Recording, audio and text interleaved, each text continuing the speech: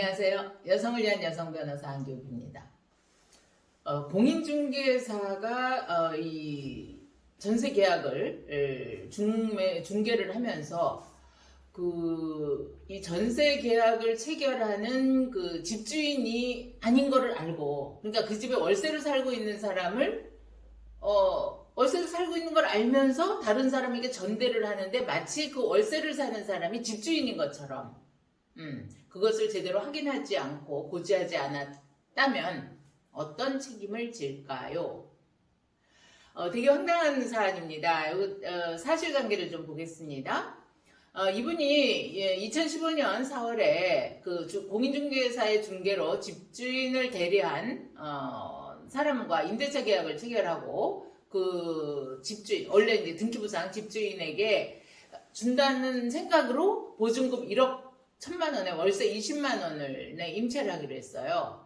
그런데요, 정작 그 임대 계약을 체결한 집주인이라고 알고 있었던 그 사람은 한 달 전에 그 진짜 집주인으로부터 보증금 1천만 원에 월세 110만 원을 임차한 임차인이었는데 그 사람을 집주인인 줄 알고 계약을 체결하고 거기다가 어떻게 해요? 보증금을 1억 1천만 원을 준 거예요. 근데 2016년 8월부터 약 한 1년이 지나고 나서부터 월세가 제대로 들어오지 않은 막 연체가 되니까 나가라, 이제는 계약 해지한다, 이런 통지서를 보냈고, 그러고 나서 확인을 해보니까 이게 웬일입니까? 자기와 임대차 계약을 맺은 사람이 집주인이 아니고 그 전세를 들었던, 그러니까 월세를 들었던 분이었던 거예요. 그러니까 무단 전대를 한 거죠. 이렇게 되다 보니 무단 전대를 한 분은 결국은 아파트 보증금을 회수하지 못한 채로 아파트를 이제 집주인에게 내줘야 됐고요. 그러고 나니까 이제 그 이분은 얼마나 황당해요. 그러니까 이제 그 부동산 중개사를 상대로 적법하게 임대를 할 권한이 없는 걸 알면서도 이 중개사가 나를 속였다, 그래서 계약을 맺도록 했다 라고 하면서 이것은 우리 민법상 불법행위 책임 내지는 공인중개사법 30조에 따라서 내가 입은 손해, 보증금 상당의 손해를 배상하라 라고 했습니다.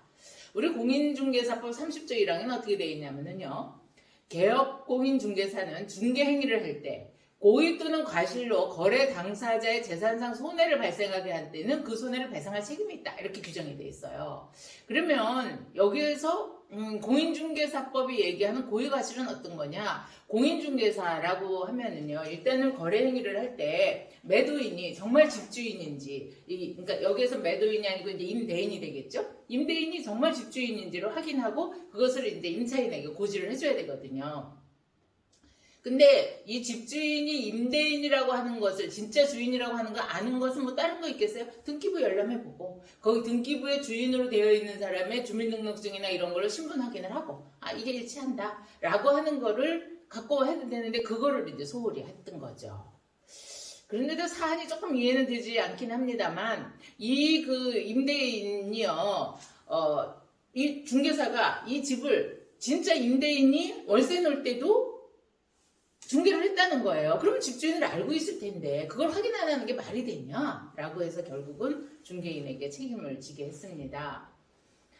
이에 대해서 이 중개인은 뭐라고 항변을 했느냐면요, 나는 계약서 작성해 준 건 맞다. 근데 계약은 두 사람이 한 거다. 그러니까 임차인과 전차인 두 사람이 한 거지 나는 그 개입한 게 없다, 이렇게 항변을 했지만 우리 법원에서는 그거를 받아들이지 않았죠. 네.